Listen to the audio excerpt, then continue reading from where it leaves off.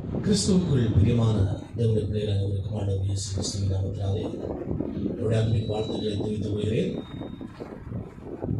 மறுமொழி என்று சொல்லி வேதத்தில் ஒரு வார்த்தை கொடுக்கப்பட்டிருக்கிறது. அதை குறித்து நாம் இந்த நாளிலே தியானிக்க போகிறோம். கர்த்தர் நமக்கு மறுமொழி அருளிச் செய்கிறவராய் இருக்கிறார். கர்த்தர் நமக்கு மறுமொழி அருளிச் செய்வார். முதலாவது அந்த மறுமொழி என்றால் என்ன என்பதை குறித்து நாம் பார்க்க வேண்டும். ஏனென்றால் கர்த்தர் நமக்கு மறுமொழி கொடுக்கிறார். கர்த்தர் எப்படி நமக்கு அந்த மறுமொழி கொடுக்கிறார் என்பதை எல்லாம் குறித்து ஒரு சில காரியங்களை இந்த நாளிலே நாம் பார்க்க வருகிறோம். 1 சாமுவேல் 7ஆம் அதிகாரம் 9வது வேதவசனம். 1 சாமுவேல் 7ஆம் அதிகாரம் 9வது வேதவசனம்.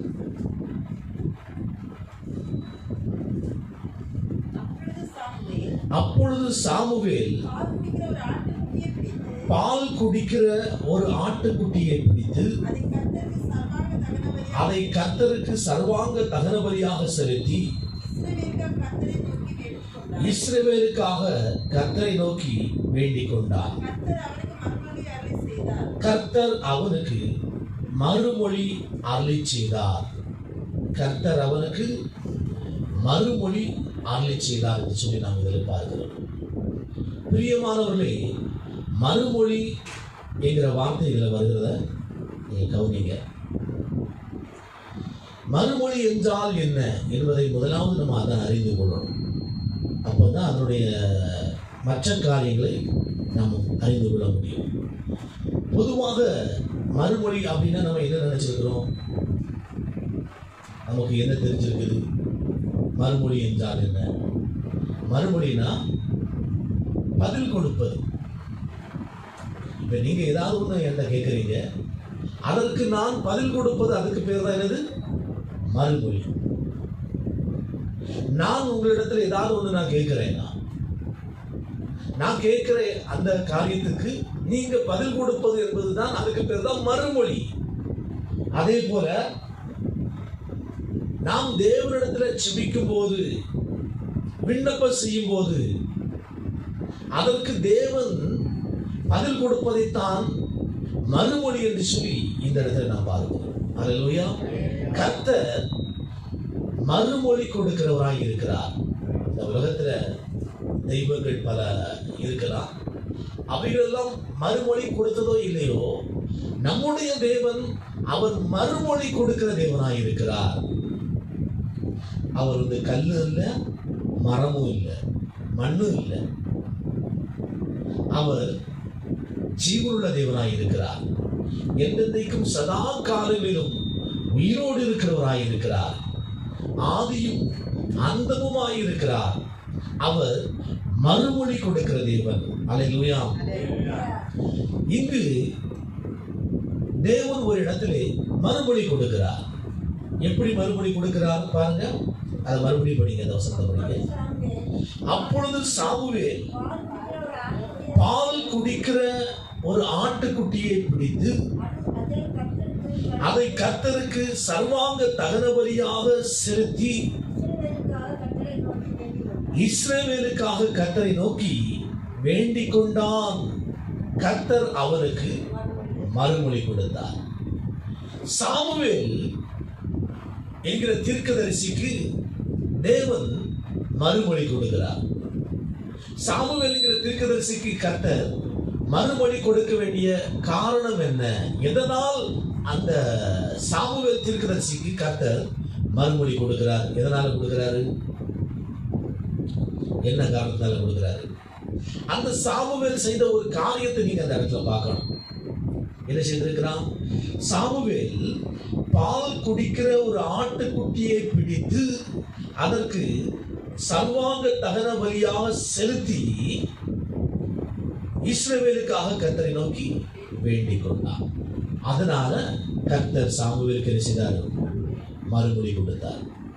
அப்போ நாம் அறிந்து கொள்ள வேண்டிய காரியம் என்னவென்றால், இந்த சாமுவேலை போல நாம் கர்த்தரிடத்தில் என்ன செய்ய வேண்டும்? வேண்டிக் கொள்ள வேண்டும். கர்த்தரிடத்தில் நாம் வேண்டிக் கொள்ளும் போது கர்த்தர் நமக்கு மறுபடி கொடுக்கிறவராய் இருக்கிறார். ஆனால் சாமுவேல் சாதாரணமாக அவன் தேவனிடத்தில் வேண்டிக் கொள்ளவில்லை. அவன் எப்படி வேண்டிக் கொண்டான் என்கிற அந்த விதத்தை நாம் பார்க்க வேண்டும். அந்த முறையை நம்ம பார்க்கணும்.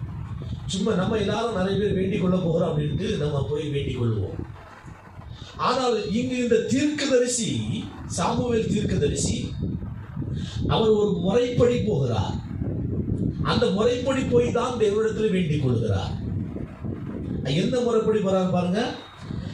பால் குடிக்கிற ஒரு ஆட்டுக்குட்டியை பிடித்து அதை கர்த்தருக்கு சர்வாங்க தகன பலியாக செலுத்துகிறார். முதலாவது பலி செலுத்துகிறார். பால் குடிக்கிற ஒரு ஆட்டுக்குட்டியை பிடிச்சு ஒரு சர்வாங்க பலி செலுத்துகிறார், தகன பலி. அதை செலுத்திவிட்டு இரண்டாவது என்ன செய்கிறார் பாருங்க, இஸ்ரவேலுக்காக வேண்டிக் கொள்கிறார். எதற்காக? இஸ்ரவேலுக்காக, அதாவது ஜனத்துக்காக, மக்களுக்காக அவர் வேண்டிக் கொள்கிறார். அதனால் அங்கு கர்த்தர் அந்த சாமுவேல் தீர்க்கதரிசிக்கு என்ன பண்ணுகிறார்? மறுமொழி கொடுக்கிறார். அல்லேலூயா. அவன் மறுமொழி கொடுப்பதற்கான காரணம் என்னவென்றால், முதலாவது இந்த சாமுவேல் தீர்க்கதரிசி பலி செலுத்துகிறார். இரண்டாவதாக அவர் ஜெபம் பண்ணுகிறார், விண்ணப்பம் பண்ணுகிறார். அந்த விண்ணப்பம் கூட எதற்காக விண்ணப்பம் பண்ணுகிறார்? மக்களுக்காக தான் விண்ணப்பம் பண்ணுகிறார். அவர் தனக்காகவோ தன்னுடைய குடும்பத்துக்காகவோ பிள்ளைகளுக்காகவோ ஜெபம் பண்ணதாக பைபிள்ல பார்க்க முடியல. ஜனத்துக்காக, மக்களுக்காக அவர் விண்ணப்பம் பண்றார். அதற்காக தனக்காக பிள்ளைகளுக்காக அவர் ஜெபம் பண்ணாம இருந்திருக்க மாட்டார் அப்படின்னு இல்லை, பண்ணியிருந்திருப்பார். ஆனா முக்கியமா அவருடைய அந்த வாஞ்சை தாகம் எல்லாம் பாருங்க, ஜனத்துக்காக, இஸ்ரவேலுக்காக, மக்களுக்காக. அதான் அவருடைய ஜெபமாயிருக்கு. இன்னைக்கு நிறைய பேர் ஜெபம் பண்றாங்க, விண்ணப்பம் பண்றாங்க. எப்படி ஜெபிக்கிறாங்க? பொதுவா தனக்காகத்தான் அதிகமா ஜெபம் பண்ணுவாங்க. தன்னுடைய வேதனைகளை சொல்லி, தனக்காக தன்னுடைய கஷ்டங்களை சொல்லி, தனக்காகத்தான் அதிகமா ஜெபம் பண்ணுவாங்க. இதெல்லாம் சுயநலமான ஜெபம். அதுக்காக நமக்காக நம்ம ஜெபிக்காம இருக்கக்கூடாது அப்படின்னு நான் சொல்ல வரல. நமக்காகவும் நம்ம ஜெபம் பண்ணணும், நம்மளுடைய குடும்பத்துக்காக நம்ம ஜெபம் பண்ணணும், பிள்ளைகளுக்காகவும் ஜெபம் பண்ணணும். ஆனா நமக்காக, நம்முடைய குடும்பத்துக்காக, பிள்ளைகளுக்காக 5 நிமிஷம் நம்ம ஜெபம் பண்றோம் அப்படின்னா, நம்ம அரை மணிக்கூர் தேசத்துக்காக ஜெபம் பண்ணணும், மக்களுக்காக நம்ம ஜெபம் பண்ணணும், ஜனங்களுக்காக ஜெபம் பண்ணணும். புரிஞ்சுதா உங்களுக்கு? இந்த சாமுவேல், அந்த சாமுவேலுடைய ஜெபம் அது இஸ்ரவேல் ஜனத்துக்காக தான் அந்த ஜெபத்தை அவர் ஏறெடுக்கிறார். அந்த இஸ்ரவேல் ஜனங்களுக்காக அவர் ஜெபத்தை ஏறெடுத்ததுனால கர்த்தர் அந்த ஜெபத்துக்கு மறுமொழி கொடுக்கிறார். அல்லேலூயா. அப்போ இன்னையிலிருந்து நம்ம ஜெபிக்கும் போது நமக்காக 5 நிமிஷம் ஜெபம் பண்றோம்னா, அரை மணிக்கு யாருக்காக ஜெபம் பண்ணணும்? தேசத்துக்காக, ஜனங்களுக்காக, சபைக்காக, தேவனுடைய பிள்ளைகளுக்காக, மற்றவங்களுக்காக அதிகமா நீங்க ஜெபம் பண்ணுங்க. அடுத்தவங்களுக்காக நீங்க அதிகமா ஜெபம் பண்ணுங்க. அடுத்தவங்களுக்காக, மற்றவங்களுக்காக நீங்க அதிகமா ஜெபம் பண்ணும்போது கர்த்தர் உங்களுக்கு மறுமொழி கொடுப்பார். இந்த சாமுவேல் அவன் ஜனங்களுக்காக ஜெபித்ததுனால ஆண்டவர் சாமுவேலை வெறுமையாய் விடவில்லை. அவனுக்கு, சாமுவேலுக்கு வேண்டிய எல்லா ஆசீர்வாதத்தையும் ஆண்டவர் கொடுக்கிறாரு. அவன் குடும்பத்துக்கு வேண்டிய ஆசீர்வாதங்களை கொடுக்கிறார். சாமுவேலுடைய பிள்ளைகளுக்கு வேண்டிய ஆசீர்வாதத்தை கர்த்தர் கொடுக்கிறார். அல்லேலூயா, அல்லேலூயா. அப்படி என்றால் நாம் ஜனங்களுக்காக ஜெபிக்கிறவங்களாக மாற வேண்டும். அப்படிப்பட்ட ஒரு ஜெபம் நமக்கு என்ன செய்யணும்? வாழ்க்கையில காணப்படணும். அந்த சாமுவேல் ஜெபிப்பதற்கு முன்பாக ஒரு காரியத்தை செய்கிறார். என்ன செய்கிறாரு? ஆட்டுக்குட்டியை, பால் குடிக்கிற ஆட்டுக்குட்டியை தகன பலியாக செலுத்துகிறார். ஒரு பலி செலுத்துறார். அது பழைய ஏற்பாட்டு காலத்துல பலி, ஒரு ஆட்டுக்குட்டியை பிடிச்சோ, அது ஒரு மாட்டை பிடிச்சோ பலி செலுத்துவாங்க. அது பழைய ஏற்பாட்டு காலம். புதிய ஏற்பாட்டு காலத்துல பலி எல்லாம் கிடையாது, அந்த மாதிரி பலி கிடையாது. பலி இருக்குது. புதிய ஏற்பாட்டில் இருக்கிற பலி என்ன பலி அப்படின்னா ஸ்தோத்திர பலி, துதி பலி, நன்றி பலி. இதுதான் புதிய ஏற்பாட்டு பலி. உங்களுக்கு நம்முடைய வாழ்க்கையே ஆண்டவருக்கு முழுவதுமாக அர்ப்பணிக்கிறது, அதுதான் பலி. அதான் புதிய ஏற்பாட்டு பலி. தேவனுக்காக நம்ம ஜீவிப்பது, கர்த்தருக்காக, கிறிஸ்துவுக்காக, வசனத்துக்காக, கர்த்தருடைய வார்த்தைக்காக எத்தனை பாடுகள் வந்தாலும், எத்தனை கஷ்டங்கள் வந்தாலும் அதை பொறுமையோடு சகித்துக் கொள்வது, அதுங்கிறது பலிதான். அப்படி சகிப்புத்தன்மையோடு வாழ்வது, பொறுமையோட பொறுத்து கொண்டு வாழ்வது, அதுக்கு பேர் என்னதான்? பலிதான். அது ஜீவ பலி. அல்லேலூயா. உயிருள்ள ஜீவ பலியாக நம்ம ஜீவிக்கணும். அல்லேலூயா. இதுதான் புதிய ஏற்பாட்டு பலி. இயேசு கிறிஸ்து அவர் நமக்காக அடிக்கப்பட்டு ரத்தம் சிந்தி அவர் தன்னைத்தானே பலி செலுத்தி விட்டார். அங்க அவர் எல்லாவற்றுக்காக சேர்த்து அவர் பலி செலுத்தி விட்டார். இனி ஒரு பலி தேவையில்லை. அப்ப புதிய ஏற்பாட்டில் இருக்கக்கூடிய பலி எல்லாம் நன்றி பலி, ஸ்தோத்திர பலி, துதி பலி. நம்முடைய வாழ்க்கையை ஆண்டவருக்காக அர்ப்பணித்து வசனத்தின் நிமித்தம், கர்த்தர் நிமித்தம், கிறிஸ்துவின் நிமித்தம் வரக்கூடிய பாடுகளை எல்லாம் பொறுமையோடு சகித்துக் கொண்டு வாழ்வது என்பதுதான் பலி. அல்லேலூயா. ஜீவ பலி, நம்மையே ஆண்டவருக்கு பலியாய் கொடுப்பது. அல்லேலூயா. இவ்விதமாக நாம் தேவனுக்கு பலி செலுத்தி விட்டு நம்முடைய விண்ணப்பங்களை நாம் செலுத்தும் போது, நம்முடைய மன்றாட்டை, நம்முடைய ஜெபத்தை நாம் செலுத்தும் போது நிச்சயமாக தேவன் பதில் கொடுக்கிறவராய் காணப்படுகிறார். அல்லேலூயா. அல்லேலூயா.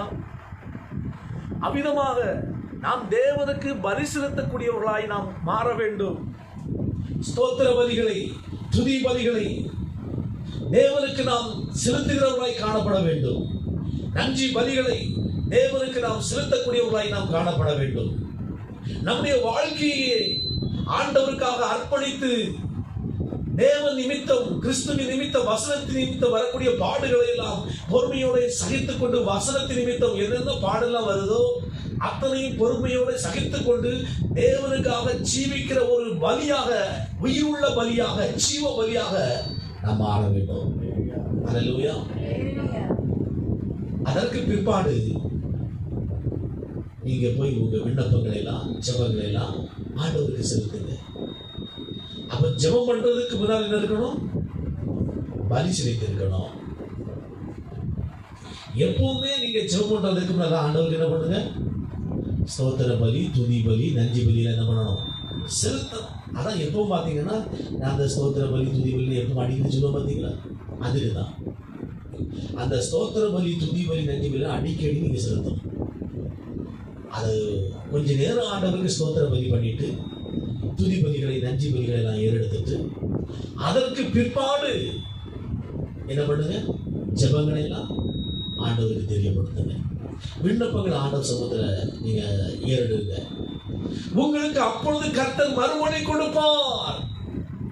இதுவரைக்கும் நீங்கள் ஒருவேளை நான் எத்தனையோ விண்ணப்பங்களை தேவனுக்கு நான் செலுத்தி இருக்கிறேன், எத்தனையோ ஜெபங்களை, மன்றாட்டுகளை தேவனிடத்தில் நான் செலுத்தி இருக்கிறேன், எனக்கு தேவன் பதில் கொடுக்கவில்லையே, என் ஜெபத்துக்கு பதில் கிடைக்கவில்லையே, தேவன் மறுமொழி கொடுக்கவில்லையே என்று சொல்லி நீங்கள் அங்கலாய்த்திருந்திருக்கலாம். ஆனா இன்றைக்கு கர்த்தர் சொல்கிறார், கர்த்தருடைய வேதம் சொல்கிறது, நீங்கள் ஸ்தோத்திர பலிகளை, துதி பலிகளை, நன்றி பலிகளை முதலாவது தேவனுக்கு செலுத்திவிட்டு, உங்களையே ஜீவ பலியாக தேவனுக்கு அர்ப்பணித்து விட்டு, வசனத்தின் நிமித்தம், கர்த்தர் நிமித்தம் வரக்கூடிய பாடுகளை நீங்கள் பொறுமையோடு சகிக்கிறவர்களாய் உங்களை ஒப்பு கொடுத்து விட்டு, தேவனுக்காக ஜீவிக்கிற ஒரு பலியாக உங்களை அர்ப்பணித்து விட்டு, உங்க ஜெபங்களை தேவனுக்கு நீங்க ஏறெடுத்து பாருங்க. உங்க விண்ணப்பங்களை ஏறெடுத்து பாருங்க. உங்களுக்கு கர்த்தர் மறுமொழி கொடுக்கிறவராய் காணப்படுவார். உங்களுக்கு நிச்சயமாய் அவர் மறுமொழி கொடுப்பார். உங்கள் ஜெபங்களுக்கு மறுமொழி உண்டு, உங்கள் விண்ணப்பங்களுக்கு மறுமொழி உண்டு, உங்கள் வேண்டுதல்களுக்கு மறுமொழி உண்டு. அதுவும் உங்க ஜெபம் மக்களுக்காக அதிகமா இருக்கணும், தேசத்துக்காக இருக்கணும், ஜனங்களுக்காக உடைய ஜெபம் அதிகமாய் காணப்படணும். அப்படிப்பட்ட அந்த ஜெபத்துக்கு, அந்த வேண்டுதல்களுக்கு தேவன் மறுமொழி கொடுக்கிறவராய் காணப்படுகிறார். அல்லேலூயா. அடுத்தபடியாக இரண்டாவதாக யாத்ராகமம் 19ஆம் அதிகாரம் 19வது வேதவசனம். யாத்ராகமம் 19:19.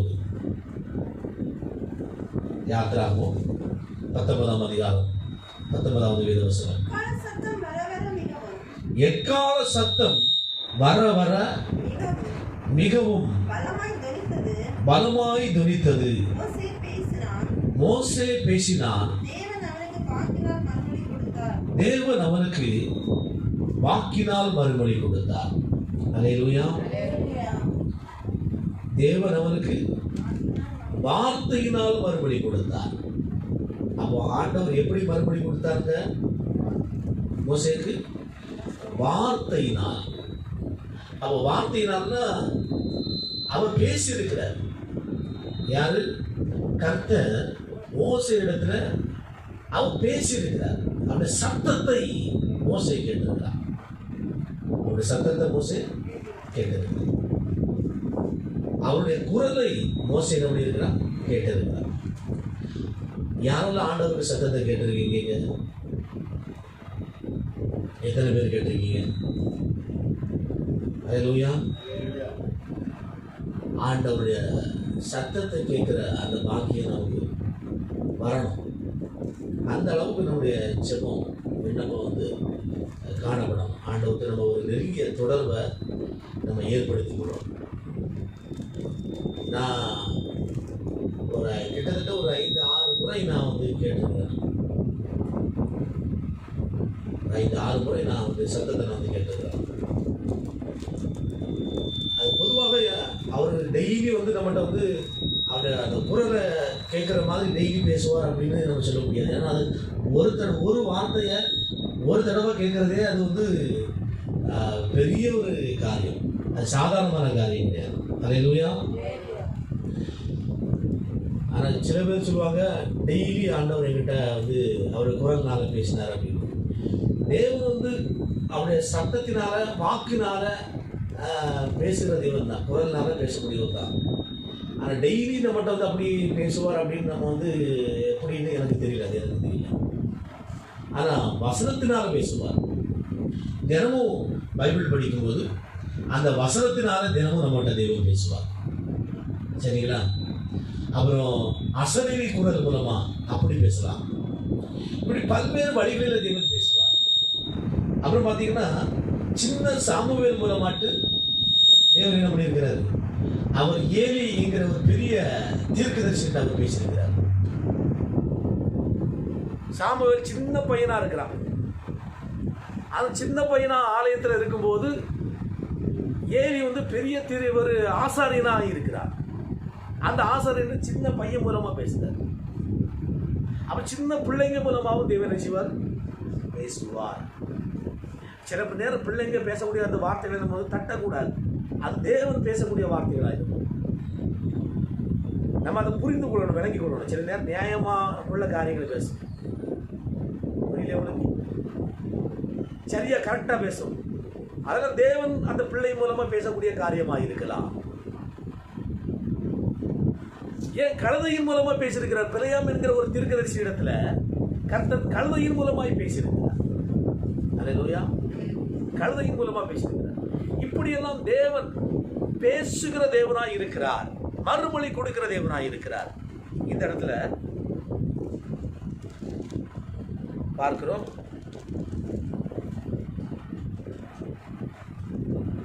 எக்கால சத்தம் வர வர மிகவும் பலமாய் தொனித்தது. மோசே பேசினான், தேவன் அவனுக்கு வாக்கினால் மறுமொழி கொடுத்தார். அல்லேலூயா. அப்போ தேவன் கிட்ட இந்த மோசே போய் என்ன செய்கிறாரு? பேசுகிறார். இந்த மோசே இவர் பேசுறாரு, தேவன் வாக்கினால் மறுமொழி கொடுத்தார். அல்லேலூயா, அல்லேலூயா. நாமும் தேவன்கிட்ட போய் என்ன செய்யணும்? பேசணுங்க. தேவன் மறுமொழி கொடுக்கல அப்படின்னா நம்ம பேசாம இருக்கிறோம். நம்ம என்ன செய்யறோம்? பேசாம இருக்கிறோம். இப்போ நம்ம கூடயே ஒரு ஆள், இப்போ நான் சில நேரம் பார்த்தீங்கன்னா பைக்கில் இங்கேருந்து இவங்க வீட்டுக்கு சின்ன நேரம் போவோம். எவ்வளோ தூரம் பார்த்தீங்களா? 40 கிலோமீட்டர் மேலே போகணும். அவன் பைக்கு ஓட்டிகிட்டே நான் போகும்போது என்கிட்ட என்னுடைய மனைவி கேட்பா, ஏன் ஒரு வார்த்தை பேசவே இல்லை அப்படின்பான். ஒரு வார்த்தை பேசவே இல்லை அப்படின்னு. அப்போ நான் சொல்லுவேன், பைக் ஓட்டும் போது என்ன பண்ணக்கூடாது? பேசக்கூடாது. ஏதாவது ஒரு 2 காரியம், முக்கியமான காரியம், ஒரு 2 காரியம் பேசிக்கலாம். ரொம்ப டீப்பாக காரியங்கள் நம்ம பேசிட்டு போகக்கூடாது. பைக் ஓட்டும் போது, வண்டி வாகனம் ஓட்டும் போது ரொம்ப பேசிட்டு போகக்கூடாது. ரொம்ப கவனமாக இருக்கணும். வேணா பக்கத்தில் இருக்க ஆள் வேணா பேசலாம், ஓட்டக்கூடிய ஆள் ரொம்ப பேசக்கூடாது. பக்கத்தில் இருக்கக்கூடிய ஆள் கூட பேசக்கூடியது ரொம்ப அந்த அதிர்ச்சி தரக்கூடிய விஷயங்கள், ரொம்ப ஆழமான காரியங்கள் என்ன பண்ணக்கூடாது? பேசக்கூடாது. ஏன்னா வண்டி ஓட்டும் போது கவனம் அந்த பேச்சில் போயிட்டு அப்படின்னா சிந்தனை திசை மாறிடும். சிந்தனை திசை மாறிட்டு அப்படின்னா நிச்சயம் வண்டி போய் எங்கேயாவது போய் மோதிடும். கண்டிப்பாக கவனம் திசை மாறி. பார்த்துருக்கீங்களா நீங்கள்? வண்டி ஓட்டக்கூடியவங்கள்ட்ட கேட்டு பாருங்க, வாகனம் ஓட்டக்கூடியவங்கள்ட்ட கேட்டு பாருங்களா. ரொம்ப டீப்பாக பேசுனாங்கன்னா அந்த ஒரு செகண்டில் அந்த கவனம் திரும்பும் போது அங்கே எதிரில் என்ன நடக்க போகுது அப்படின்னு தெரியாது.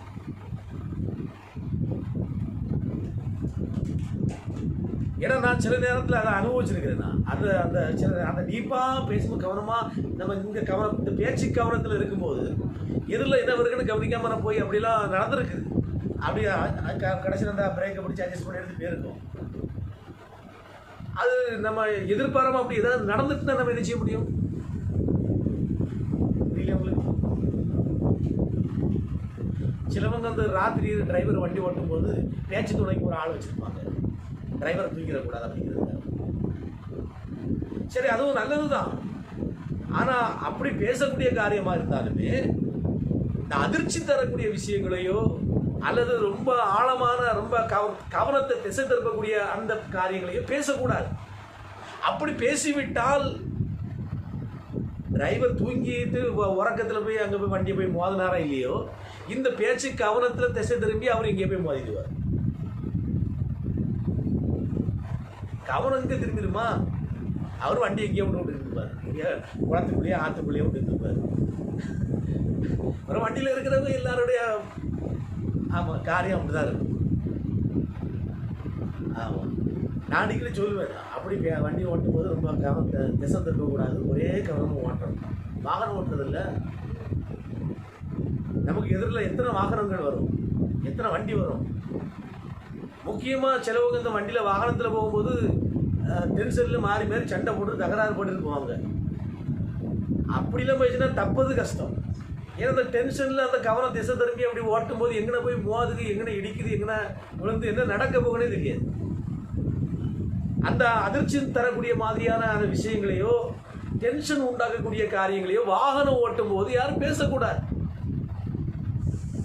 அப்போ சில ஆட்கள் என்ன எதிர்பார்க்குறாங்க அப்படின்னா, பக்கத்தில் ஒரு ஆள் இருக்கும்போது சும்மா இருக்கக்கூட ஏதாவது பேசணும் அப்படின்னு என்ன பண்ணுறாங்க? எதிர்பார்க்குறாங்க. பொதுவாக நாமளாக இருந்தாலுமே ஒரே வீட்டில் இருக்கிறோம், 2 பேரோ 3 பேரோ 4 பேரோ இருக்கிறோன்னு வைக்கலாம். எல்லாரும் பேசாமல் இருந்தாச்சுன்னா ஒரு ஆள் இருக்காங்க அப்படின்னு நம்ம கிட்ட ஏதாவது பேசணும் அப்படின்னு நம்ம எதிர்பார்ப்போம். அப்படிதானே?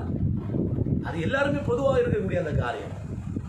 அதே மாதிரி தேவன் நம்ம கூட 24 மணி நேரமும் தேவன் நம்மோடு கூட இருக்கிறார். நம்ம கூடயே அவர் இருக்கிறார். நம்ம படுக்கும் போது நம்ம கூட இருக்கிறார், தூங்கும் போது கூட இருக்கிறார், சாப்பிடும் போது கூட இருக்கிறாரு, நடக்கும் போது கூட இருக்கிறார், உட்கார்ந்து இருக்கும் போது கூட இருக்கிறாரு. அவர் நம்ம கூடயே இருக்கும்போது அவர்கிட்ட நம்ம பேசாம இருந்தா அவர் எவ்வளவு நேரம் பொறுத்துட்டு இருப்பாரு? நம்ம வந்து வேஸ்ட். என்னது? இவங்கிட்ட வந்து வேஸ்ட். ஒரு வார்த்தை நம்ம கிட்ட பேசல அப்படின்னு அவர் சொல்லி அவருடைய மனது விஷயம் வேதனைப்படும். ஆனப்படினால நம்ம கூட தேவன் 24 மணி நேரமும் கூடவே இருக்கிறார் என்றால் நிச்சயமாக நாம் அவரோடு கூட பேச வேண்டும். இங்கு மோசே பேசினான், கர்த்தர் அவனுக்கு வாக்கினால் மறுமொழி கொடுத்தார். வீட்டில் நம்ம இருக்கும்போது மற்றவங்ககிட்ட நம்ம பேசாமல் ஊமுன்னு எத்தனை நாளைக்கு நம்ம இருக்க முடியும்? பார்த்தீங்களா? அதே மாதிரி தேவன் நம்மோடு கூட இருக்கிறார் என்றால் நிச்சயமாக நாம் அவரோடு கூட என்ன செய்ய வேண்டும்? பேசுகிறவர்களாய் காணப்பட வேண்டும். பேசணும். தினமும் நீங்க பேசுங்க. ஒருவேளை வண்டி ஓட்டினா கூட ஆண்டவர் பேசிக்கிட்டு கூட போகலாம். கண்ணை மூடி ஜெபம் பண்ணிடுறாங்க வண்டி ஓட்டும் போது. ஜெபம் பண்றோம்னு வண்டி ஓட்டிக்கிட்டு கண்ணை மூடிடக்கூடாது. கண்ணை மூடி சோத்திரம் பண்ணிட்டு ஆண்டவரே சோத்திரப்பா அல்லேலூயா அப்படின்ட்டேன்னா அப்புறம் வண்டி எங்கேயே போய் உயரும். ஆமா, அப்படி கண்ணை மூடிக்கிட்டு நீங்க வண்டி ஓட்டி இந்த அல்லேலூயா சோத்திரம் சொல்லிட்டு நீங்க இது பண்ணிட்டீங்கன்னா அப்புறம் ஏதாவது நடந்துடும். அப்புறம் ஆண்டவர் மேல பழிய போட்டக்கூடாது. அப்படி கண்ணை மூடி நீங்க ஜெபம் பண்றதா இருந்தா நீங்க என்ன பண்ணுங்க? வீட்டில் உட்கார்ந்து முழங்கால் போட்டு கண்ணை மூடி சோத்திரம் பண்ணி அது கண்ணை நல்லா ஜெபம் பண்ணுங்க. நீங்க வண்டி ஓட்டிட்டு இருக்கும்போது கண்ணை மூடி அல்லேலூயா சோத்திரம் பண்ணி சொல்லி ஆவில நிரம்பி அந்நிய பாஷையில் துடிச்சிடக்கூடாது. ஒரு கையங்காலம் வெட்டி எங்கேயா இழுத்து கொண்டு போட்டுரும். அல்லேலூயா. அதனால தேவன்கிட்ட நம்ம நிச்சயம் பேசணும். தேவன் கூட பேசுகிறவர்களா இருக்க வேண்டும். மோசே பேசினான், கர்த்தர் என்ன செய்தார்? மறுமொழி கொடுத்தார். ஓசியா 2ஆம் அதிகாரம் 21வது வேதவசனம். ஓசியா 2ஆம் அதிகாரம் 21வது வேதவசனம் படிங்க.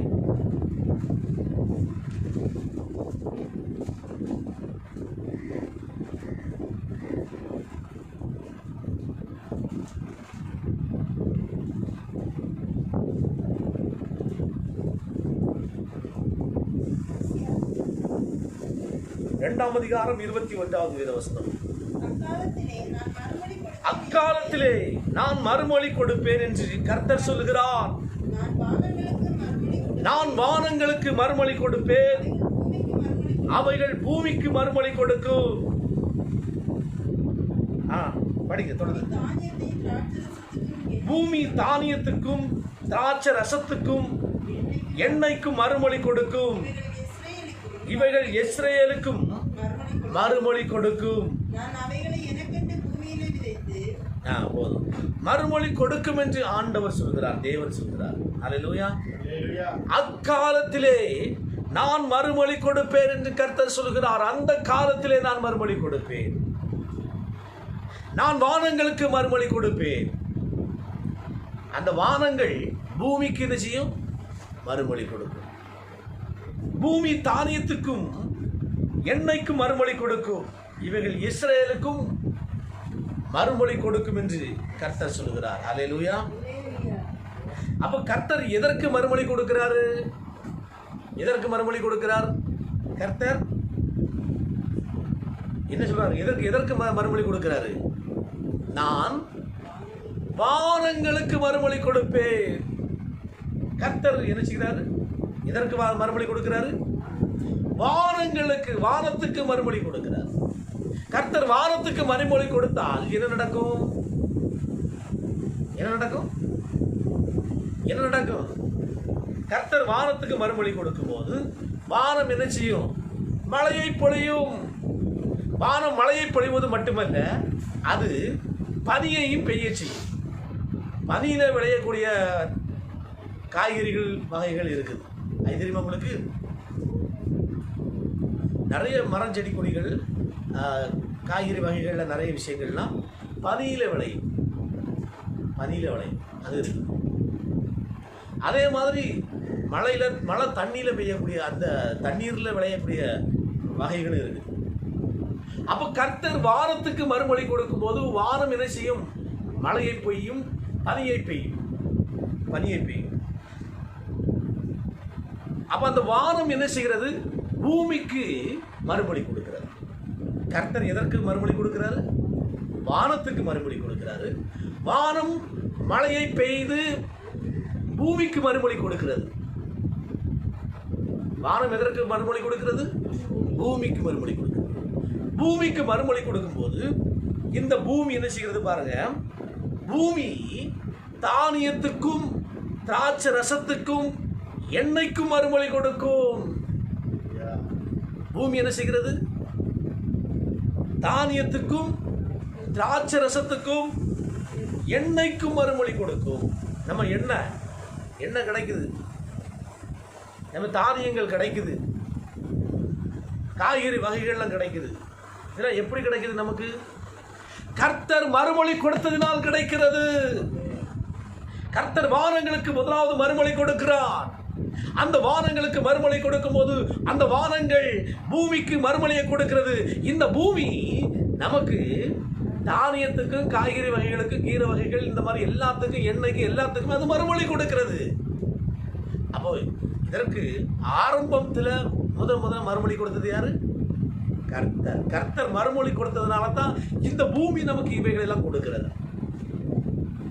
கர்த்தர் மறுமொழி கொடுக்கவில்லை என்றால் இவைகள் நமக்கு இல்லை. இந்த காய்கறிகளோ தானியங்களோ அல்லது எந்த பயிர் வகைகளோ நமக்கு இல்லை. ஆதலால் கர்த்தர் மறுமொழி கொடுக்க வேண்டும். என்ன செய்ய வேண்டும்? கர்த்தர் மறுமொழி கொடுக்கணும். கர்த்தர் மறுமொழி கொடுத்தால் நிச்சயமாக நமக்கு என்ன உண்டு? பலன் உண்டு. அல்லேலூயா.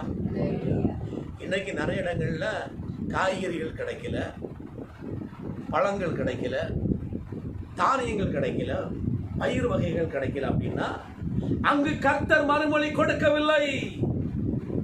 கர்த்தர் மறுமொழி கொடுக்காததால் அங்க அந்த தானியங்கள் அவங்களுக்கு அங்க விளைச்சல் இல்லை. அல்லேலூயா. சில இடங்கள்ல பாத்தீங்கன்னா கர்த்தர் வானத்துக்கு மறுமொழி கொடுத்திருப்பாரு, வானமும் என்ன செய்திருக்கும்? மறுமொழி கொடுத்திருக்கும். ஆனா பூமி மறுமொழி கொடுக்காம இருந்திருக்கும். பூமி மறுமொழி கொடுத்தாதானே நமக்கு தானியங்கள் கிடைக்கும். பூமி மறுமொழி கொடுத்தாதானே எண்ணெய் கிடைக்கும், பயிர் வகைகள் காய்கறி வகைகள் அப்பதான் கிடைக்கும். பூமி மறுமொழி கொடுக்கவில்லை என்றால் ஒண்ணுமே இல்லை. அப்போ 3 காரியங்கள் மறுமொழி கொடுக்கணும். 3 காரியங்கள் மறுமொழி கொடுத்தாதான் நமக்கு இதெல்லாம் வந்து கிடைக்கும். இதெல்லாம் காய்கறிகள், தானியங்கள், பழ வகைகள், பயிர் வகைகள், கிழங்கு வகைகள் எல்லாமே நமக்கு கிடைக்கணும். அப்படின்னா 3 மறுமொழி இருக்கணும். எப்படியெல்லாம்? முதலாவது கர்த்தர் மறுமொழி கொடுக்கணும். கர்த்தர் மறுமொழி கொடுத்தால்தான் வானங்கள் மறுமொழி கொடுக்கும். கர்த்தர் மறுமொழி கொடுக்கவில்லை என்றால் வானங்கள் மறுமொழி கொடுக்காது. வானம் மறுமொழி இல்லைன்னா அப்ப மழை இல்லைன்னு அர்த்தம். அப்ப மழை இல்லை அப்படின்னா அதுக்கு அர்த்தம் என்ன? கர்த்தர் வானத்துக்கு மறுமொழி கொடுக்கவில்லை என்றுதான் அர்த்தம். கர்த்தர் வானத்துக்கு மறுமொழி கொடுக்காததினால் அந்த வானத்திலிருந்து இது செய்யல, மழை இல்லை, பனியும் இல்லை. கர்த்தர் மறுமொழி கொடுத்து விட்டால் வானங்கள் நிச்சயம் அங்கு மழையை பெய்யும், அங்கு பனியை பெய்யும். அல்லேலூயா. அதே மாதிரி பார்த்தீங்கன்னா வானம் மறுமொழி கொடுத்து விட்டால் நிச்சயமா மழையும் பனியெல்லாம் இருக்கும். பூமி நிச்சயம் மறுமொழி கொடுக்கும். வானம் மறுமொழி கொடுத்தாதான் பூமி நிச்சயம் மறுமொழி கொடுக்கும். ஏன்னா பூமிக்கு என்ன தேவை? மழை தேவை, பனி தேவை. மழையும் பனியும் இல்லை என்றால் பூமியால் மறுமொழி கொடுக்க முடியாது. அப்ப இதுக்கெல்லாம் முதல்ல மூலமாட்டு யார் மறுமொழி கொடுக்கணும்? கர்த்தர் மறுமொழி கொடுக்கணும். அல்லேலூயா. அல்லேலூயா. கர்த்தர் மறுமொழி கொடுத்தாதான் வானமும் மறுமொழி கொடுக்கும். வானம் மறுமொழி கொடுத்தாதான் பூமி வரும். சில நேரத்தில் பார்த்தீங்கன்னா கர்த்தரும் மறுமொழி கொடுப்பாரு, வானமும் மறுமொழி கொடுக்கும். ஆனால் பூமி மறுமொழி கொடுக்காது. சில நேரம் அங்கே வானம் மறுமொழி கொடுக்காது. சிலது எல்லாமே மறுமொழி இருக்கும். கர்த்தரும் மறுமொழி கொடுப்பாரு, வானமும் மறுமொழி கொடுக்கும், பூமியும் மறுமொழி கொடுக்கும். புரியலையா? பூமி மறுமொழி கொடுக்கும். ஆனால் அதை அனுபவிக்கக்கூடிய அந்த இது வந்து நமக்கு இருக்கு. ஏன்னா அந்த தானியங்கள், பயிர் வகைகள், காய்கறி வகைகள்லாம் மழை வந்து அதில் அழிச்சு போயிடும். அல்லது பூச்சி வந்து புழு வந்து அது அழிச்சு போயிடும். ஆனால் மறுமொழியெல்லாம் கரெக்டாக தான் இருக்குது. கர்த்தர் மறுமொழி கொடுத்துருக்கிறாரு, வானம் மறுமொழி கொடுத்துருக்குது, பூமியும் மறுமொழி கொடுத்துருக்குது. ஆனால் அதை அனுபவிக்க முடியவில்லை. பூச்சி வந்து எல்லாம் அழிச்சிட்டு போயிட்டு, புழு வந்து எல்லாம் அழிச்சிட்டு போயிட்டு, வெட்டுக்கிளி வந்து அழிச்சிட்டு போயிட்டு, அல்லது யானைகள் வந்து அழித்து விட்டு போய்விட்டது, மாடுகள் ஆடுகள் வந்து அழித்து விட்டு விட்டு அது நம்ம அதை அனுபவிக்க முடியவில்லை. மறுமொழியெல்லாம் கரெக்டாக இருக்கு, ஆனால் அனுபவிக்க முடியவில்லை. மழை வந்து அழித்து விட்டு போய்விட்டது. சரிங்களா? அல்லது வேறு ஏதோ ஒரு நோய் வந்து அது அழிந்து விட்டது.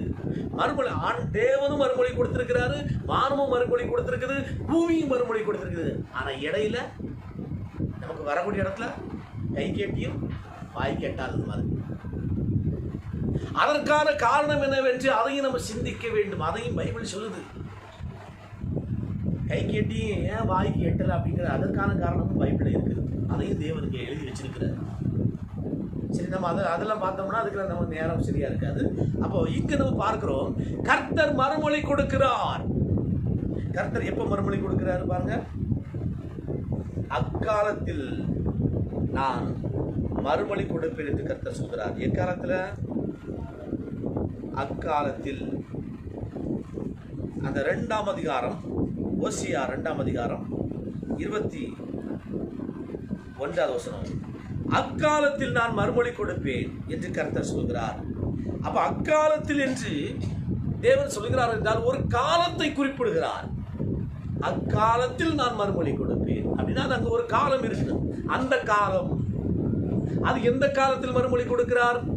அதுக்கு முந்தைய வசனத்தை பாருங்க.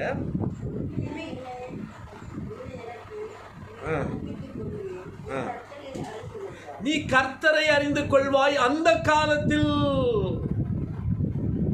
நாம் கர்த்தரை அறிந்து கொள்ளக்கூடிய அந்த காலத்தில். அப்ப நம்ம என்ன செய்யணும்? கர்த்தரை அறிந்து கொள்ள வேண்டும். அந்த காலத்துல தான் கர்த்தர் மறுமொழி கொடுப்பார். நாம் கர்த்தரை அறிந்து கொள்ளக்கூடிய அந்த காலத்தில் நான் உங்களுக்கு மறுமொழி கொடுப்பேன். அப்ப கர்த்தர் நமக்கு மறுமொழி கொடுக்க வேண்டும் என்றால் நாம் என்ன செய்திருக்கணும்? கர்த்தரை அறிந்திருக்க வேண்டும். நிறைய பேர் கேட்பாங்க, சொல்லுவாங்க, கர்த்தரை அறிஞ்சிருக்கீங்களான்னு கேட்டா, ஆமா நாங்க நல்ல ஆண்டவர் அறிஞ்சிருக்கிறோம். ஆண்டவர் நல்ல அறிந்திருக்கிறோம். கர்த்தரை அறிந்திருக்கிறன்னா என்னதுங்க? கேட்டா சொல்லுவாங்க, ஆமா அவரு வானத்தை படைச்சாரு, பூமியை படைச்சாரு அப்படின்பாங்க. அப்புறம் 2வது என்னது? யார்? இயேசு கிறிஸ்து அவர் வந்து பூமிக்கு வந்தாரு, மனுஷனா வந்தாரு, மரியாதை வயிற்றுல பிறந்தாரு, ஒரு கத்திக்கு வயிற்றுலையாரு பிறந்தாரு. அவருக்கு அப்பா பேர் யோசேப்பு. அவர் கூட பிறந்தவங்கலாம் உண்டு. அப்புறம் அவர் 30வது வயசுல ஞானஸ்நானம் பெற்றாரு. அப்புறம் 12 சீடர்கள்லாம் தேர்ந்தெடுத்து கொண்டாரு. நிறைய பேரை கூட்டிட்டு அவர் ஊழியத்துக்கெல்லாம் போனாரு, ஊழியங்கள்லாம் பண்ணாரு, அற்புதங்கள்லாம் பண்ணாரு. கானாரு கல்யாண வீட்டில் கூட அவர் வந்து அது தண்ணீரை திராட்சை ரசமா மாத்துறாருங்க. உழவு தெரிஞ்சிருக்கு, எனக்கு அவரை பத்தி தெரியாமல இருக்குது அப்படிமா. இது அல்ல கர்த்தரை அறிகிற அறிவுங்கிறது. இது அல்ல. இது இஸ்லாமியர்களும் இந்த மாதிரி கர்த்தரை அறிந்திருக்கிறாங்க. மற்ற மதத்தை சேர்ந்த அநேகரும் இந்த மாதிரி எல்லாம் அறிந்திருக்கிறாங்க. பைபிள் சொல்லக்கூடிய காரியம் என்னவென்றால், கர்த்தரை அறிகிற அறிவு என்பது இது அல்ல. கர்த்தரை அறிகிற அறிவு என்பது தீமையை விட்டு விலகுவது, பொல்லாப்பை விட்டு விலகுவது, நாம் அன்புள்ளவர்களாய் இருப்பது. அதான் அன்பில்லாதவன் தேவனை அறியான். 1 யோவான்ல படிக்கிறோம், 4ஆம் அதிகாரத்தில். 1 யோவான் 4ஆம் அதிகாரம்.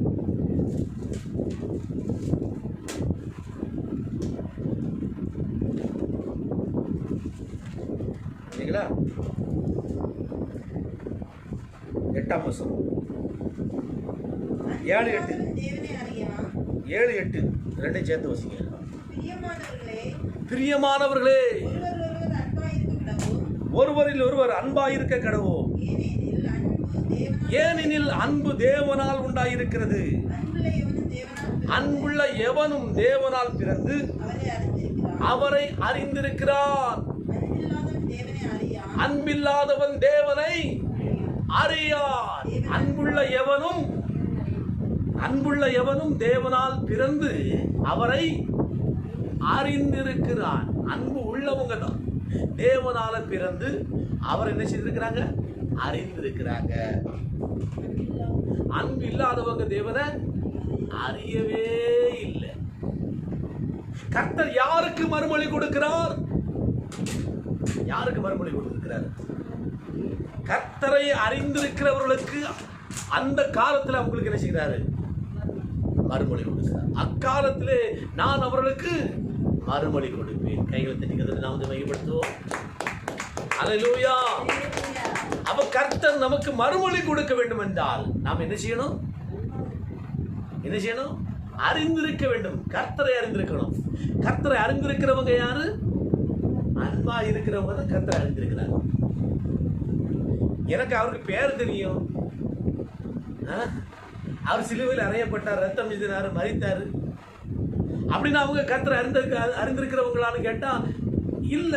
பைபிள் சொல்லக்கூடியது, கர்த்தருடைய வேதம் சொல்லக்கூடியது என்னதுன்னு கேட்டீங்கன்னா, கர்த்தரை அறிகிற அறிவு அப்படின்னா என்னது? அன்பு. அதுதான் கர்த்தரை அறியக்கூடிய அறிவு, அன்பு. அன்பு இல்லை என்றால் அவர்கள் இன்னும் கர்த்தரை அறியவில்லை. ஒருத்தங்க கர்த்தரை அறிந்திருக்கிறாங்களா இல்லையான்னு கண்டுபிடிக்கணும்னா அவருக்கு பேர் என்ன பேரு, அவருக்கு ஊர் எந்த ஊரு, அவருக்கு அம்மா அப்பா பேர் சொல்லுங்க பாப்போம். அப்ப நீங்க ஆண்டவர் அறிஞ்சிருக்கீங்க. அப்படி இல்லை. அவங்க ஆண்டவர் அறிஞ்சிருக்கிறாங்களா இல்லையான்னு அறிகிறதுக்கு ஒரே ஒரு காரியம் தான். என்னது? அன்பா இருக்கிறாங்களா? உண்மையாகவே உங்களுக்குள்ள அன்பு இருக்கிறதா? தேவனுடைய அன்பு இருக்கிறதா? வீட்டில் எல்லாரையும் நேசிக்கிறீங்களா? மற்றவங்க ஏதாவது பண்ணும்போது அதை சகித்துக் கொள்கின்றீர்களா? அதை பொறுத்துக் கொள்கின்றீர்களா? மற்றவங்க கஷ்டத்தில் உதவி செய்கின்றீர்களா? சத்துருக்களுடைய எதிராளிகள், விரோதிகள், அவர்கள் துன்பத்திலே அவர்களுக்கு உதவி செய்கிறோமா? இப்படிப்பட்ட இந்த அன்பு நமக்குள்ள இருக்கும்போது நாம் கர்த்தரை அறிந்திருக்கிறோம் என்று அர்த்தம். இப்படிப்பட்டவர்கள் இந்த பூமியில இன்னும் இருக்கிறனால தான் வானம் மறுமொழி கொடுக்குது. கர்த்தர் மறுமொழி கொடுக்கிறாரு, வானம் மறுமொழி கொடுக்குது, இந்த பூமியும் மறுமொழி கொடுக்குது. கைகளை தட்டிக்கிறது நாம் ஹல்லேலூயா. அப்போ கர்த்தர் இன்றைக்கும் நமக்கு அவர் மறுமொழி கொடுத்து கொண்டிருக்கிறார் என்றால், வானங்கள் இன்றைக்கு மறுமொழி கொடுத்து கொண்டிருக்கிறது என்றால், இந்த பூமியும் இன்றைக்கு மறுமொழி கொடுத்து கொண்டிருக்கிறது என்றால், இன்றைக்கும் கர்த்தரை அறிந்திருக்கிறவர்கள் இந்த பூமியில் இருக்கிறார்கள். இந்த பூமியில் அவர்கள் இருந்து கொண்டிருக்கிறபடினால் தான் கர்த்தர் மறுமொழி கொடுத்து கொண்டிருக்கிறார். கர்த்தரை அறிந்திருக்கிறவர்கள் இன்றைக்கும் இந்த பூமியிலே உலகத்தில் இருக்கிறபடினால் தான் இந்த வானங்கள் மறுமொழி கொடுத்து கொண்டிருக்கிறது. கர்த்தரை அறிந்திருக்கிறவர்கள், அன்புடையவர்கள் இன்றைக்கு உலகத்தில் இருக்கிறதுனால தான் பூமியும் இன்றைக்கும் மறுமொழி கொடுத்து கொண்டிருக்கிறது. அந்த இதனால தான் நம்மளும் வாழ்ந்துட்டு இருக்கோம். அல்லேலூயா. கர்த்தரை அறிந்திருக்கிறவங்க இருக்கிறதுனால தான் மற்றவங்களும் வாழ்ந்து கொண்டிருக்கிறாங்க. நம்ம உண்மையாவே கர்த்தரை அறிந்திருக்கிறோமா? அறிந்திருக்கிறோமா? சகித்துக் கொள்றோமா? எல்லாத்தையும் பொறுத்து கொள்றோமா? நம்ம சிலவங்களுக்கு சில வார்த்தைகளை சொன்னா தாங்காது, உடனே குப்பளிச்சிருவாங்க. அப்படின்னா என்னங்க அன்பு? அது அன்பா? அது அன்பா இல்லை. அதை தாங்கிக் கொள்ளணும், அதை பொறுத்து கொள்ளணும். இயேசு கிறிஸ்துவ என்னெல்லாம் சொன்னாங்க தெரியுமா? பிசாசு பிடிச்சவனு சொன்னாங்க, பைத்தியம் என்னெல்லாமோ சொன்னாங்க, பல விஷயங்களை பேசினாங்க. அப்படிலாம் பேசின பிறகு எல்லாத்தையும் அவர் தாங்கி கொண்டார், சகித்து கொண்டார், பொறுத்து கொண்டார். தேவனுடைய பரிசுத்தவான்களை பாருங்க, அவங்களை என்னெல்லாம் சொன்னாங்க தெரியுமா? ஆண்டவர் இயேசு கிறிஸ்து சொன்னாரு, உங்கள் பேரிலே இல்லாத காரியங்களை எல்லாம் பொய்யாக என்ன சொல்லுவாங்க? சொல்லுவார்கள். அப்படி இல்லாத காரியத்தை சொல்லும் போது கூட நம்ம எப்படி இருக்கணும்? அந்த நேரத்திலையும் பொறுமையா. சரி, இருக்கிறத சொல்லி நம்மளை குத்தி குத்தி பேசினா கூட பரவாயில்ல, இல்லாததெல்லாம் சொல்றாங்க, எப்படி பொறுத்து கொள்ள முடியும்? ஆனா கர்த்தருடைய வேதம் அப்படி நமக்கு கற்றுக் கொடுக்கவில்லை. கிறிஸ்து நமக்கு அப்படி உபதேசிக்கவில்லை. இல்லாததை சொல்லும் போதே பொறுத்து கொள்ள வேண்டும் என்றால், இருக்கிறவைகளை சொல்லி சொல்லி குத்தும் போது அதை விட அதிகமாக நம்ம பொறுத்து கொள்ளணும், சகித்துக் கொள்ளணும். அப்போ அன்பு உடையவர்களாய் நாம் மாற வேண்டும். அந்த அன்பு உடையவர்கள் தான் உண்மையாகவே கர்த்தரை அறிந்திருக்கிறவர்களாய் இருக்கிறார்கள்.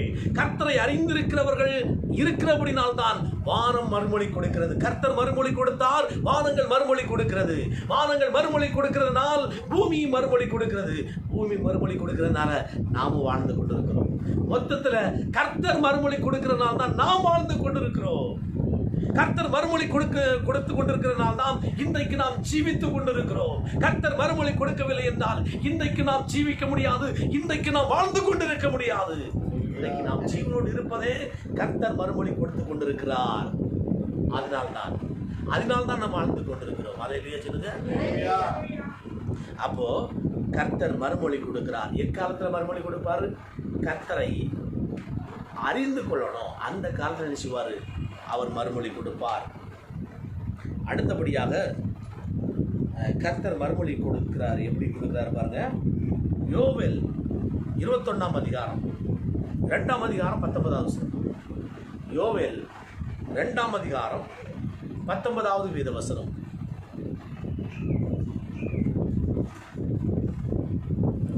யோவேல்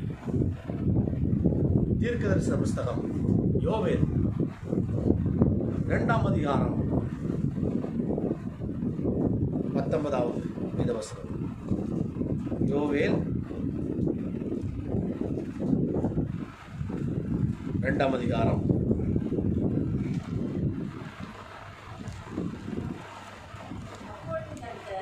அப்பொழுது கர்த்தர் 19 வசனம். கர்த்தர் மறுமொழி கொடுத்து தமது ஜனத்தை நோக்கி, இதோ நான் உங்களை இனி புறஜாதிகளுக்குள்ளே நிந்தையாக வைக்காமல் உங்களுக்கு தானியத்தையும் திராட்சரசத்தையும் எண்ணெயையும் கொடுத்தேன், நீங்கள் அதனால் திருப்தியாவீர்கள் என்று கர்த்தர் சொல்கிறார். அல்லேலூயா.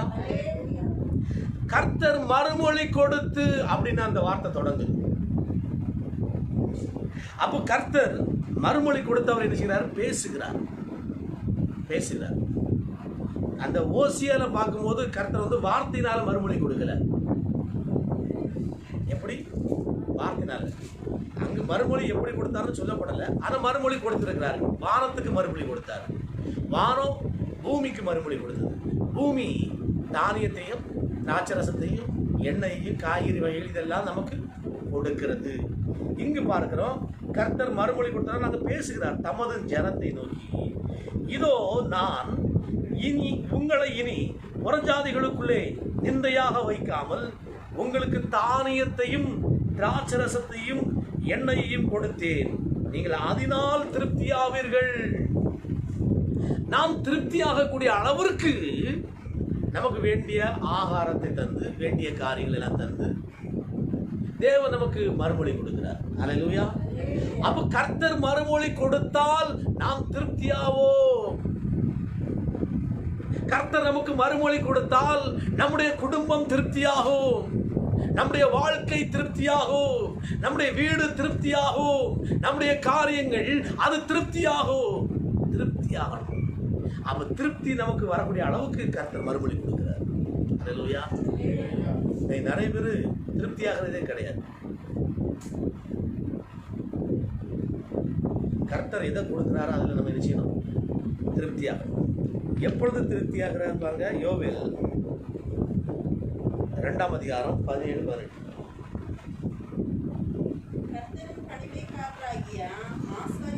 கர்த்தரின் பணிவிடைக்காரராகிய ஆசாரியர்கள் மண்டபத்துக்கும் பலிபீடத்துக்கும் நடுவே அழுது, கர்த்தாவே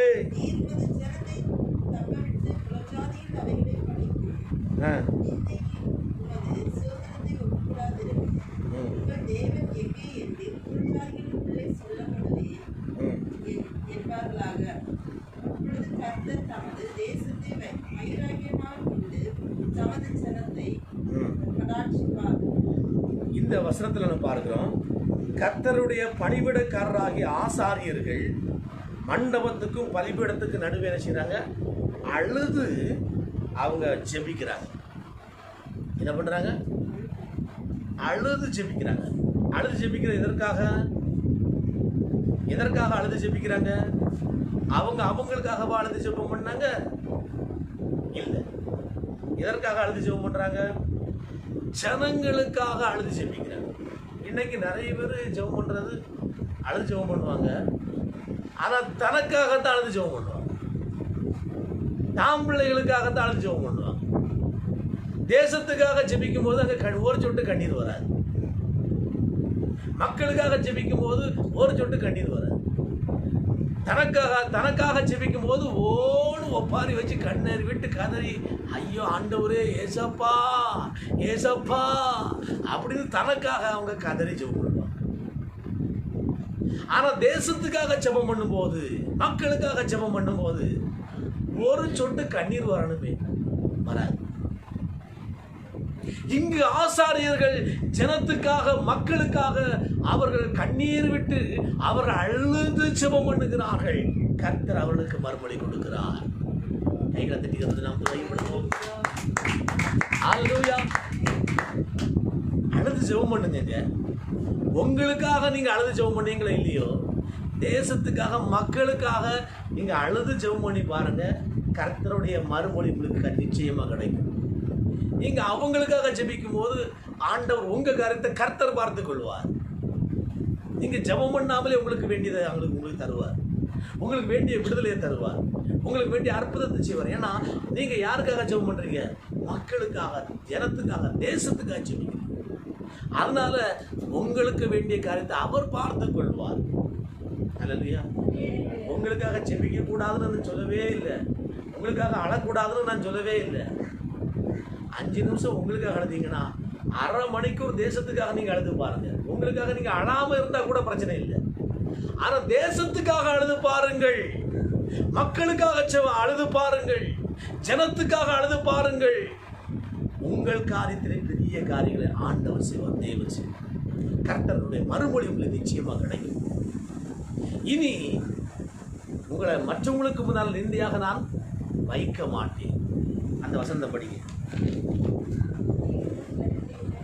இனி புறஜாதிகளுக்குள்ளே நிந்தையாக வைக்காமல். ஏனென்றால் நீங்கள் அழுது செபித்துக் கொண்டிருக்கின்றீர்கள்.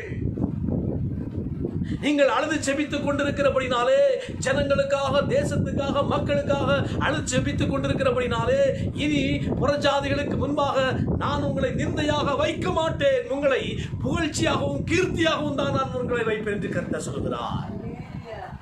மற்றவங்க உங்களை இகழ்ச்சியா இது பண்ண மாட்டாங்க. உங்களை புகழ்ச்சியாக நான் வைக்க போகிறேன், கீர்த்தியாக நான் உங்களை வைக்க போகிறேன். அல்லேலூயா. உங்களை பெருமையா நான் வைக்க போறேன். நான் எப்போது நீங்க அழுது ஜெபிக்கும் கர்த்தர் மறுமொழி கொடுத்து உங்களை அந்த அளவுக்கு உங்களை நான் ஆசீர்வதிப்பேன் என்று கர்த்தர் சொல்கிறார். அது மட்டும் இல்லாம திராட்சரசம், எண்ணெய், வேண்டிய எல்லாவற்றையும் தந்து நான் உங்களை திருப்தியாக்குவேன் என்று கர்த்தர் சொல்கிறார். கர்த்தர் உங்களை திருப்தியாக்க போறாருங்க. நீங்க திருப்தியா இருக்க போறீங்க. நீங்க திருப்தியாக இருக்க வேண்டும் என்றால் அழுது ஜெபிக்கணும். எதற்காக? ஜனத்துக்காக, மக்களுக்காக, தேசத்துக்காக. அதற்காக நீங்க அழுது ஜெபம் பண்ணி பாருங்க. உங்களை கர்த்தர் திருப்தியாக வைக்க போகிறார். நீங்க திருப்தியாவீங்க. உங்க எல்லா விஷயத்திலையும் கர்த்தர் உங்களை திருப்தியாக்க போகிறார். அல்லேலூயா. அப்ப முதலாவது நம்ம பார்த்தோம், கர்த்தர் மறுமொழி சாமுவேலுக்கு மறுமொழி கொடுத்தார். சாமுவேலுக்கு கர்த்தர் எதனால மறுமொழி கொடுத்தாரு? அந்த சாமுவேல் தேவனிடத்துல போய் என்ன செய்றாரு? தேவனுக்கு பலி செலுத்தி ஜனங்களுக்காக வேண்டிக் கொண்டார். அதனால கர்த்தர் அவனுக்கு மறுமொழி கொடுத்தார். அது முதலாவது பாயிண்ட். அதே மாதிரி நாமும் தேவனுக்கு என்ன செய்ய வேண்டும்? பலி செலுத்தி என்ன செய்ய வேண்டும்? ஜனங்களுக்காக நம்ம வேண்டிக் கொள்ளணும். நான் கர்த்தர் நமக்கு மறுமொழி கொடுப்பார். இரண்டாவதாக மோசே பேசினான், கர்த்தர் மறுமொழி கொடுத்தார். நம்ம என்ன செய்யணும்? தேவனிடத்துல பேச வேண்டும். தேவனிடத்துல நம்ம பேசினால் நமக்கு என்ன செய்வார்? மறுமொழி கொடுப்பார். அந்த மோசே எப்படிப்பட்ட அப்படின்னு கேட்டீங்கன்னா, ஜனங்களுடைய பாவத்துக்காக ஆண்டவர்கிட்ட போய் கெஞ்சி ஜெபம் பண்றான். எப்பவுமே ஜனங்களுக்காக தான் ஆண்டவருக்கு முன்னால போய் நிற்கிறான். ஜனம்னா உயிரை விட்டுருவோம், மக்கள்னா உயிரை கொடுத்துருவான். ராத்திரி பகல் பார்க்காம ஜனங்களுக்காக உழைத்தவன், ஜனங்களுக்காக செபித்தவன், ஜனங்களுக்காக போராடியவன். ஜனங்கள் நல்லா இருக்கணும் அப்படின்னு தான் விரும்பினா. தான் நல்லா இருந்தோமோ இல்லையோ, ஜனங்கள் நல்லா இருக்கணும். ஆண்டவர்கிட்ட போய் எப்படி ஜெபம் பண்ண தெரியுமா? ஆண்டவரே, என் பேரை வேண்டாம் ஜீவ புஸ்தகத்துல இருந்து கிறுக்கி போடும், இந்த ஜனங்களை அழிச்சிடாதே அப்பா. பார்த்தீங்களா? அவன் தன்னை இழந்தாலும் பரவாயில்லை, தான் இழந்து போனாலும் பரவாயில்லை, ஜனங்கள் நல்லா இருக்கணும் அப்படிதான் நினைச்சான், அடுத்தவங்க நல்லா இருக்கணும் அப்படின்னு நினைச்சான். அதனால தான் கர்த்தர் இந்த மோசையை இந்த அளவுக்கு உயர்த்தினார், ஆசீர்வதித்தார், பெருமைப்படுத்தினார், அவருக்கு மறுமொழி கொடுத்தார். அல்லேலூயா. அதை போல மோசையை போல நம்ம இருக்கணும். அப்போது நிச்சயமாக கர்த்தருடைய மறுமொழி நமக்கு கிடைக்கும். மூன்றாவதாக கர்த்தர் மறுமொழி கொடுப்பார். எந்த காலத்துல? அவரை அறிந்திருக்கக்கூடிய கர்த்தரை அறிந்திருக்கக்கூடிய அந்த காலத்தில். அப்பொழுது நீ கர்த்தரை அறிந்து கொள்வாய், நித்திய விவாகத்துக்கென்று நான் உன்னை நியமித்துக் கொள்வேன். அப்பொழுது கர்த்தரை நீ அறிந்து கொள்வாய், அக்காலத்திலே நான் உனக்கு மறுமொழி கொடுப்பேன் என்று கர்த்தர் சொல்கிறார். அவ கர்த்தரை அறிந்திருக்கும் போது, நாம் கர்த்தரை அறிகிறவர்களாய் காணப்படும் போது நிச்சயமாய் அவர் நமக்கு என்ன செய்கிறாரு? மறுமொழி கொடுக்கிறார். கர்த்தரை அறிகிற அறிவுனா என்னதுங்க? என்னது? கர்த்தரை அறிகிற அறிவுனா என்னதுங்க? அன்பு. அன்பு இருக்கிறவர்கள் தான் கர்த்தரை அறிந்திருக்கிறாங்க. அன்பில்லாதவர்கள் கர்த்தரை அறியவில்லை. அவிதமாய் அன்புடையவர்களாய் கர்த்தரை அறிந்திருக்கின்றவர்களாய் காணப்படும் போது கர்த்தர் நமக்கு என்ன செய்கிறாரு? மறுமொழி கொடுக்கிறார். கடைசியாக பார்க்கும்போது கர்த்தர் நமக்கு எப்போது மறுமொழி கொடுக்கிறார்? எப்போது மறுமொழி கொடுக்கிறார்? ஜனங்களுக்காக அழுது ஜெபிக்கும் போது, ஜனங்களுக்காக கண்ணீர் விட்டு அழுது ஜெபிக்கும் போது கர்த்தர் நமக்கு என்ன செய்கிறார்? மறுமொழி கொடுக்கிறார். நிச்சயமாய் மறுமொழி கொடுப்பார். உங்களுடைய விண்ணப்பங்களுக்கு, உங்கள் காரியங்களுக்கு எல்லாவற்றுக்கும் தேவன் மறுமொழி கொடுப்பார். இந்த விதிமுறைகளை எல்லாம் அறிந்து இவைகளின்படி நீங்கள் உங்கள் வாழ்க்கையை, உங்கள் ஆவிக்குரிய வாழ்க்கையை நீங்கள் அமைத்துக் கொள்ளும் போது நிச்சயமாய் கர்த்தர் உங்களுக்கு மறுமொழி கொடுப்பதை உங்கள் வாழ்க்கையிலே நீங்கள் காண்பீர்கள், அனுபவிப்பீர்கள். கர்த்தருடைய மறுமொழியை நீங்கள் நிச்சயமாய் நீங்கள் பெற்றுக்கொள்வீர்கள். ஜெபம் பண்ணுவோமா? எல்லாரும் கண்களை மூடி ஜெபம் பண்ணுவோம். எல்லாரும் வாய்களை திறந்து, ஆண்டவரே, சாமுவேலுக்கு மறுமொழி கொடுத்தீரே, மோசேக்கு மறுமொழி கொடுத்தீரே, உமக்கு ஸ்தோத்திரம் ராஜா. ஹல்லேலூயா. வானங்களுக்கு மறுமொழி கொடுக்கிறவரே, உம்மை ஸ்தோத்திரிக்கிறோம், ஸ்தோத்திரிக்கிறோம், ஸ்தோத்திரிக்கிறோம். ஆசாரியர்களுக்கு மறுமொழி கொடுத்தவரே, உம்மை ஸ்தோத்திரிக்கிறோம். இன்றைக்கும் எங்களை ஒப்பு கொடுக்கிறோம், இன்றைக்கும் எங்களை அர்ப்பணிக்கிறோம். ஆண்டவரே ஸ்தோத்திரிக்கிறோம். ஆண்டவரே, மோசேக்கு வாக்கினால் மறுமொழி கொடுத்தீரே, ஆண்டவர் எனக்கும் வாக்கினால் மறுமொழி கொடுக்க வேண்டும், வார்த்தையினால் எனக்கு மறுமொழி கொடுக்க வேண்டும். மோசே பேசினது போல நான் உம்மோடு கூட பேசுவதற்கு நான் ஆயத்தமாயிருக்கிறேன் அப்பா, நான் ஆயத்தமாயிருக்கிறேன். உம்மோடு கூட நான் பேசுவேன். எல்லாரும் ஆண்டவர்கிட்ட ஒப்பு கொடுங்க. ஆண்டவரே, தினமும் நான் உம்மோடு கூட பேசுவேன், நீர் எனக்கு வாக்கினால் மறுமொழி கொடுக்க வேண்டும், வாக்கினால் மறுமொழி கொடுக்க வேண்டும் என்று சொல்லி ஆண்டவர் என்னை முழுவதுமாய் அர்ப்பணிக்கிறேன், ஒப்பு கொடுக்கிறாப்பா. உம்மோடு கூட நான் பேசுவேன் அப்பா. மோசே பேசினானே, நான் பேசுவதற்கு அர்ப்பணிக்கிறேன். ஹல்லேலூயா. சாமுவேல் உம்முடைய சமூகத்தில் வந்து ஆண்டவரே சர்வாங்க தகன பலியை செலுத்தி ஜனங்களுக்காக வேண்டிக் கொண்ட போது சாமுவேலுக்கு நீர் பதில் கொடுத்தீரே, எனக்கு நீர் பதில் தார், எனக்கு நீர் மறுமொழி தர வேண்டும். எல்லாரும் ஒப்பு கொடுத்து ஜெபம் பண்ணுங்க, எல்லாரும் அர்ப்பணித்து ஜெபம் பண்ணுங்க. எனக்கு நீர் மறுமொழி தர வேண்டும் ராஜா. ஸ்தோத்திரம். அந்த சாமுவேல் அவன் தகன பலி செலுத்தினது போல நான் ஸ்தோத்திர பலிகளை, துதி பலிகளை, நன்றி பலிகளை நான் உமக்கு செலுத்துவேன் தகப்பனே, நான் உமக்கு செலுத்துவேன். எனக்கு நீர் மறுமொழி கொடுக்க வேண்டும் ராஜா, எனக்கு மறுமொழியை நீ தர வேண்டும் ஆண்டவரே. ஸ்தோத்திரம், ஸ்தோத்திரம், ஸ்தோத்திரம். எல்லாரும் ஒப்பு கொடுங்க, எல்லாரும் அர்ப்பணிங்க. ஹல்லேலூயா, ஹல்லேலூயா. தேவனுடைய மகிமை, தேவனுடைய வல்லமை ஒவ்வொரு மேலும் வெளிப்படுவதாக. ஆண்டவரே, ஒவ்வொருவருக்கும் மறுமொழி கொடுக்க வேண்டும் அப்பா. துதிக்கிறோம். உங்களையே ஜீவ பலியாக ஆண்டவருக்கு ஒப்பு கொடுங்க, உங்க வாழ்க்கையே ஜீவ பலியாக ஆண்டவருக்கு ஒப்பு கொடுங்க. கர்த்தருக்காக எந்த பாடு வேண்டுமானாலும் அனுபவிப்பதற்கு, வசனத்தின் நிமித்தம் எத்தனை பாடுகள் வந்தாலும் அதை அனுபவிப்பதற்கு ஆண்டவருக்கு முழுவதுமாய் உங்களை ஒப்பு கொடுங்க, முழுவதுமாய் உங்களை அர்ப்பணியுங்க. நிச்சயமாக கர்த்தர் மறுமொழி கொடுப்பதை நீங்கள் காண்பீர்கள். கர்த்தர் மறுமொழி கொடுப்பதை நீங்கள் அனுபவிப்பீர்கள். ஆமென். கர்த்தரை அறிந்திருக்கக்கூடிய அந்த காலகட்டத்திலே நீங்கள் கர்த்தரை அறிய அறிய உங்களுக்கு அவர் மறுமொழி கொடுக்கிறவராய் இருப்பார். உங்களுக்கு நிச்சயமாய் மறுமொழி உண்டு. உங்கள் விண்ணப்பங்களுக்கு, உங்கள் வேண்டுதல்களுக்கு நிச்சயமாய் மறுமொழி உண்டு. நீங்கள் செய்கிற ஒவ்வொரு காரியங்களுக்கும் அவர் மறுமொழி கொடுப்பார். நீங்கள் இன்னும் கர்த்தரை அறிய வேண்டும். இன்னும் கர்த்தரை அறிய வேண்டும் என்றால் அன்பு உள்ளவர்களாய் மாற வேண்டும். அன்பு உள்ளவர்களாய் மாற வேண்டும். அன்பு உள்ளவர்களாய் மாறுவதற்கு உங்களை இன்றைக்கே ஒப்பு கொடுங்கள். அன்பு உள்ளவர்களாய் மாறுவதற்கு பரிபூர்ணமாய் ஒப்பு கொடுங்கள். முழுவதுமாய் ஒப்பு கொடுங்கள். அன்பு உள்ளவர்களாய் மாறுங்கள்.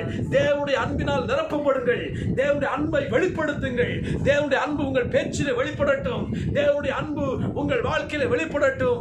தேவனுடைய அன்பு உங்கள் வாழ்க்கை நடைமுறையிலே, உங்கள் ஒவ்வொரு காரியத்திலும் தேவனுடைய அன்பு வெளிப்படட்டும். அன்பு உள்ளவர்களாய் நீங்கள் மாறும்போது நிச்சயமாய் கர்த்தர் உங்களுக்கு மறுமொழி கொடுக்கிறவராய் இருக்கிறார். நிச்சயமாய் மறுமொழி உண்டு. கர்த்தர் உங்களுக்காய் மறுமொழி கொடுப்பார். ஹல்லேலூயா, ஸ்தோத்திரம். ஹல்லேலூயா. கர்த்தர் வானங்களுக்கு மறுமொழி கொடுப்பார். வானங்கள் பூமிக்கு மறுமொழி கொடுக்கும். பூமி நிச்சயமாய் உங்களுக்கு மறுமொழி கொடுக்கும். ஹல்லேலூயா, ஹல்லேலூயா, ஸ்தோத்திரம். ஜனங்களுக்காக அழுது ஜெபிப்பதற்கு உங்களை பூரணமாய் ஒப்பு கொடுங்கள். ஜனங்களுக்காய் அழுது ஜெபம் பண்ணுங்க. தேசத்துக்காய் அழுது ஜெபம் பண்ணுங்க. மக்களுக்காய் அழுது ஜெபம் பண்ணுங்க. ஆண்டவரே சொல்லி ஒப்பு கொடுங்க. ஹல்லேலூயா. நிச்சயமாய் உங்களுக்கு மறுமொழி உண்டு. எல்லாரும் ஒப்பு கொடுங்க. எல்லாரும் ஜெபம் பண்ணுங்க. கர்த்தாவே, நாங்கள் உம்மை துதிக்கிறோம். உம்முடைய சமூகத்தில் அர்ப்பணித்து ஜெபிக்கிற உம்முடைய பிள்ளைகள் யாவருக்கு நீர் மறுமொழி கொடுக்க வேண்டும் அப்பா. ஸ்தோத்தரிக்கிறோம்.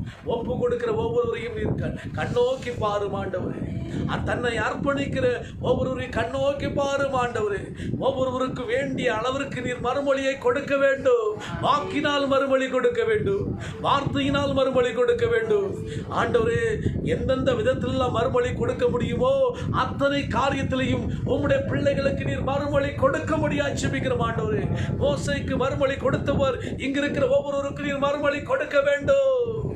சாமுவேலுக்கு மறுமொழி கொடுத்தவர் இங்கிருக்கிற ஒவ்வொருவருக்கு நீர் மறுமொழி கொடுக்க வேண்டும். ஆமென். ஸ்தோத்திரிக்கிறோம். தம்முடைய ஜனத்துக்கு மறுமொழி கொடுத்தவர், ஆசாரியர்களுக்கு மறுமொழி கொடுத்தவர் இங்கிருக்கிற ஒவ்வொருவருக்கும் தேவையான அளவிற்கு மறுமொழியை நீர் கொடுக்க வேண்டும். நீர் மறுமொழியை கொடுத்து ஒவ்வொருவரையும் நீர் திருப்தியாக்கி நடத்தும்படியாக உங்களுடைய சமூகத்தில் ஜெபிக்கிறோம் அப்பா. ஆண்டவர் ஒவ்வொருவரையும் ஆசீர்வதிப்பீராக. ஒவ்வொருவரையும் சாட்சிகளாய் மாற்றுவீராக. ஹல்லேலூயா. ஸ்தோத்திரிக்கிறோம்.